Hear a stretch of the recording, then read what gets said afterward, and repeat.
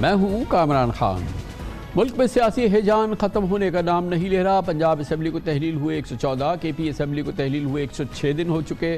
पंजाब और KPK में निगरान हुकूमतें 3 माह की मुद्दत पूरी कर चुकी हैं। इसके बावजूद बहरहाल वो हुकूमतें काम कर रही हैं। दूसरी जानिब 14 मई को पंजाब के इंतखाबात कराने के सुप्रीम कोर्ट ऑफ पाकिस्तान के फैसले पर अमल दरामद भी होता नहीं दिख रहा। जुमे को इस हवाले से सुप्रीम कोर्ट पर समाअत हुई तो हुकूमत ने PTI से मामले पर मुज़ाकरात के लिए मजीद वक्त मांगा, मगर फिर भी कोई अभी तक पेशरफ नहीं हुई है। Chief justice of Pakistan Umar Ata Bandial ने समाअत मुलतवी करते हुए मुनासिब ऑर्डर जारी करने का कहा था, मगर वो आज तक जारी नहीं हो सका है। अलबत्ता गुज़िश्ता रोज़ चीफ जस्टिस ने एक तकरीब से खिताब में वाज़ेह किया कि जब बात आइन पर अमल दरामद करने की हो तो हम इससे आँख नहीं चुरा सकते। अगर आइन असम्बली तहलील होने के 90 रोज़ के अंदर इंतखाबात का हुक्म देता है तो फिर ऐसा कहना सुप्रीम कोर्ट का फ़र्ज़ है, इसमें चॉइस नहीं है। चीफ जस्टिस का कहना था कि जब फैसलों पर अपील दायर नहीं की जाती तो वो हतमी हो जाते हैं। इसका मतलब होता है कि फ़ैसलों पर एतराज़ नहीं है। 4 अप्रैल को चीफ जस्टिस उमर अता बंदियाल की सरबराही में जस्टिस एजाजुल अहसन और जस्टिस मुनीब अख्तर पर मुश्तमिल 3 रुकनी बेंच ने इलेक्शन कमीशन को 14 मई को पंजाब के इंतखाबात कराने का हुक्म देते हुए तमाम इदारों को ताउन की हिदायत की थी, मगर हुकूमत पहले ही इस केस पर खुद नोटिस लिए जाने और बेंच की तश्कील को मानने से इनकारी थी। फिर हुकूमत की जानिब से इलेक्शन कमीशन को फ़ंड्स का इजरा भी नहीं किया गया। अलबत्ता पिछले हफ्ते इलेक्शन कमीशन ने सुप्रीम कोर्ट के फैसले के खिलाफ नज़रसानी की अपील ज़रूर दायर की, जिस पर समाअत अभी फिक्स नहीं हुई। बहरहाल इस वक्त अदालतें, जजेस, सुप्रीम कोर्ट इस वक्त तमाम ये मामलात में मुनक़सिम हैं और सुप्रीम कोर्ट का 14 मई को सिर्फ पंजाब में इंतखाबात कराने का फ़ैसला का केस जो ये तमाम मामला जो है ये हवा में मुअल्लक़ है। लेकिन कोई बैद नहीं कि फ़ैसले पर अमल दरामद ना होने की सूरत में ज़िम्मेदार शख्सियात को तौहीन अदालत की कार्रवाई का सामना करना पड़े। मगर मुख्तसर बात यह है कि पंजाब में इलेक्शन 90 दिन के अंदर ना होने थे, ना हुए, और ये भी नहीं वाज़ेह है कि कब होंगे। ये मुश्किल सूरत हाल, इस पर बात करते हैं। हमें ज्वाइन कर रहे हैं जनाब फैसल सिद्दीकी, एडवोकेट, माहिर आइन व कानून हैं। बहुत बहुत शुक्रिया फैसल सिद्दीकी साहब। बड़ा एक अजीब मामला है क्योंकि सुप्रीम कोर्ट ऑफ पाकिस्तान की इस हवाले से अहकामात आए, फ़ैसले हुए और फिर और ज़ाहिर है कि 90 दिन में इलेक्शन नहीं हुए, आइंदा भी होते नज़र नहीं आ रहे। और इस पूरे मामले में अब ये सुप्रीम कोर्ट की साख बज़ाहिर ऐसा लगता है क्योंकि वो अहकामात, ये तमाम चीज़ें, उसका कोई रस्मी ऐलान तो नहीं हुआ मगर वो पैरिश हो गए। और सुप्रीम कोर्ट इन तमाम अहकामात के मामले में और फ़ैसलों के हवाले से इस वक्त एक बंद गली में नज़र आते हैं ये अहकामात और ये फ़ैसले। जी शुक्रिया कामरान साहब। देखिए अभी तक कोई 4 ऑर्डर्स हैं सुप्रीम कोर्ट के जो वायलेट हुए हैं। पहला ऑर्डर है 1 मार्च का, जब इलेक्शन कमीशन को डायरेक्शन दी गई थी कि जो है एक मुनासिब डेट अनाउंस हो। पहले तो उन्होंने कर दी, फिर बाद में उसको अक्टूबर पे ले गए। फिर 4 अप्रैल का फ़ैसला आया, उसमें ये डायरेक्शन दी गई कि 10 अप्रैल तक फ़ंड्स प्रोवाइड की जाए और 17 अप्रैल तक जो है एक सिक्योरिटी प्लान दिया जाए, वो भी वायलेट हुआ। फिर 14/4 का फ़ैसला आया जिसमें ये कहा गया कि 17/4 तक फ़ंड्स प्रोवाइड किए जाए, वो भी कंप्लाई नहीं हुआ।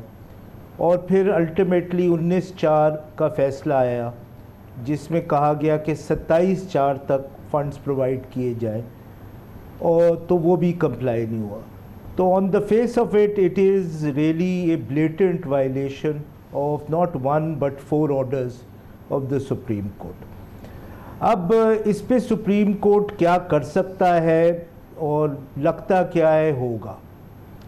देखिए, आपने हवाला दिया चीफ जस्टिस बंदियाल साहब की संडे की स्पीच का। यूजुअली वो इस किस्म की पब्लिक स्पीचेस नहीं करते और वो पेंडिंग मैटर्स के बारे में कमेंट नहीं करते, बट उन्होंने इस बार इस स्पीच में कमेंट किया है। उस स्पीच में मुझे 4-5 बड़ी इम्पोर्टेंट चीज़ें नज़र आई जिससे इंडिकेट होता है कि इन ऑर्डर्स का क्या होगा। पहली बात ये की कि उन्होंने कॉलिनियस, जस्टिस कॉलिनियस जो एक जज थे सुप्रीम कोर्ट के और चीफ जस्टिस थे पाकिस्तान के इन द 1960, उनकी तमीज़ुद्दीन के फ़ैसले का ज़िक्र किया 1955 का, जो एक डिसेंट का फ़ैसला था। ना उसकी इम्पोर्टेंस ये लाया करती है कि वो ये कहने की कोशिश कर रहे थे कि इससे कोई फ़र्क नहीं पड़ता कि उसका उस डिसेंट का अफेक्ट नहीं हुआ, लेकिन वो फ़ैसला दुरुस्त था। तो चीफ़ जस्टिस साहब भी एक तरीके से अपने फ़ैसले के हवाले से ये कहने की कोशिश कर रहे हैं। दूसरी जो उन्होंने बात की जो बहुत इम्पोर्टेंट है कि उन्होंने कहा कि हो सकता है कि ये फ़ैसला आज इम्प्लीमेंट ना हो, बट इट विल, और ये उनके अल्फाज हैं, it will last the test of time. तो एक तरीके से वो अपने फ़ैसलों को हिस्ट्री पे छोड़ रहे हैं। क्या इसका मतलब ये है कि वो ये मान चुके हैं कि उनके फ़ैसले इम्प्लीमेंट नहीं होंगे? मेरी नज़र में अभी नहीं माना, क्योंकि उन्होंने दो और बहुत इम्पोर्टेंट बातें की अपनी स्पीच में। पहली बात उन्होंने कही कि देखिए अभी निगोशिएशंस जारी हैं, अभी ख़त्म नहीं हुई, तो लेट्स होप इसका कोई रास्ता निकलेगा। तो हो सकता है फ़ैसला इम्प्लीमेंट करने की ज़रूरत ही ना पड़े।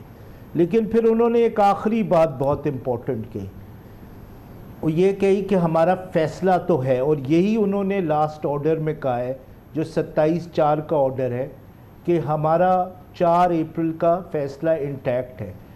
और जब उन्होंने कहा हमारा फ़ैसला मौजूद है, और फिर उन्होंने हंसते हुए एक बात की, लेट्स सी व्हाट हैपन्स। तो मुझे ये लगता है कि ये सुप्रीम कोर्ट किसी ना किसी तरीके से अपने फ़ैसले को इम्प्लीमेंट करवाने की तरफ जाएगा। इसका मतलब ये नहीं है कि 14 मई को इलेक्शन होंगे, वो तो बड़ी इम्पॉसिबल बात लगती है, बट उसके बाद की कोई डेट पे इलेक्शन होते हैं, या इस इशू को अबैंडन करके supreme court simply contempt proceedings की तरफ जाता है।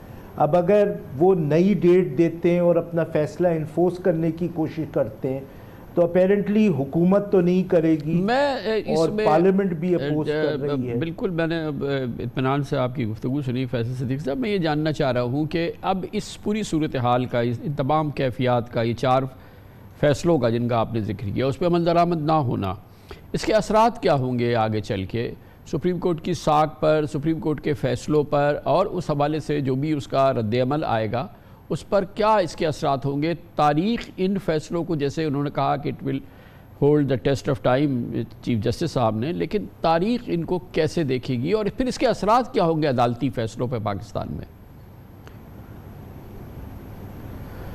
देखिए, ये तो बहुत प्रीमेच्योर होगा कहना कि तारीख़ इसको किस तरह देखेगी। ये डिपेंड करेगा कि इस मुल्क में इस साल क्या होता है, तो तारीख़ उस कॉन्टेक्स्ट में देखेगी इन फ़ैसलों को।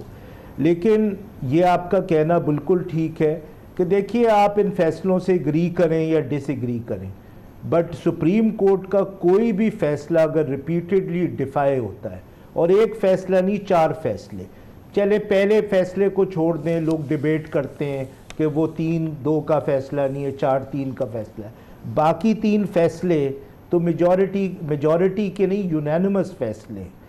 तो अगर वो फ़ैसले इम्प्लीमेंट नहीं होते या सुप्रीम कोर्ट उनको ख़ुद रिव्यू नहीं करता, तो उसकी तो बिल्कुल अफेक्ट पड़ेगा सुप्रीम कोर्ट की लेजिटिमेसी पे, उसकी पावर पे। इसलिए मुझे लगता है कि इसमें one of the 2 option supreme court explore करेगा ज़रूर। पहला जो ऑप्शन है जिनके बारे में लोग बात कर रहे हैं वो कंटेम्प्ट प्रोसीडिंग्स हैं, लेकिन मुझे लगता है कि दूसरा ऑप्शन ये है कि supreme court will try to enforce this order, even अगर डेट आगे बढ़ती है, and it will invoke article 190 of the constitution. देखिए, 190 बड़ा इंटरेस्टिंग आर्टिकल है। वो ये कहता है कि all executive and judicial authorities will come to the aid of the supreme court. वो हुकूमत से एज सच, कैबिनेट से एज सच हेल्प नहीं मांगती, वो पार्लियामेंट से भी हेल्प नहीं मांगती अपने ऑर्डर्स को इम्प्लीमेंट करने की, वो स्टेट ऑफ पाकिस्तान से हेल्प मांगती है। और इसका मतलब ये है कि वो डायरेक्ट ऑर्डर्स इशू कर सकती है वेरियस एग्जीक्यूटिव ऑफिसर्स को। तो मुझे लगता है ये है कि वी विल, हो सकता है go down the road of contempt, but ये हो सकता है कि we might go down the road of article. एक और अहम बात भी है फैसल सिद्दीकी साहब कि वो था जो जस्टिस अतहर बिन अल्लाह जब इस बेंच का वो हिस्सा थे, उन्होंने पंजाब असम्बली की तहलील होने के हवाले से, KPK की असम्बली की तहलील होने की जो आईनी कानूनी हैसियत थी उसके बारे में सवाल उठाया था, और उसमें से एक ये रास्ता बनता था कि अगर पंजाब और KPK की असम्बलीज़ बहाल हो जाएँ तो उसकी गुंजाइश मौजूद है, और चीफ जस्टिस साहब ने जुमे की समात में इसका बतौर ख़ास जिक्र भी किया था। आप क्या कहेंगे इस मामले पे? देखिए, इसमें मुझे तो नहीं समझ में आती कि गवर्नमेंट की लीगल स्ट्रेटजी क्या है, सिवाय इसके कि वो मामलात को डिले करे, वो सुप्रीम कोर्ट के साथ ऑल आउट झगड़ा करे, क्योंकि उनकी कोई एज सच लीगल स्ट्रेटजी नज़र नहीं आती इन केसेस के हवाले से।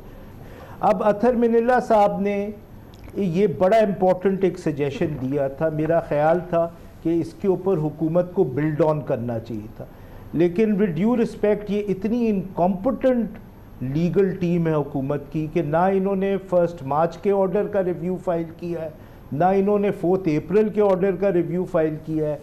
तो ये चीज़ें कामरान साहब किस तरह एक्सप्लोर होंगी? ये तो बेंच ही इसमें गुंजाइश निकाल सकता है ना अपने ऑर्डर्स के थ्रू, लेकिन अगर आप कोई प्रोसीडिंग्स ही नहीं फाइल करेंगे उनके सामने रिव्यू की या कोई और प्रोसीडिंग्स, तो वो क्या करेंगे? उन्होंने किया ये कि मिसलेनियस एप्लीकेशंस फाइल कर दी। Thank you so much sir, बहुत बहुत शुक्रिया फैसल सिद्दीकी साहब।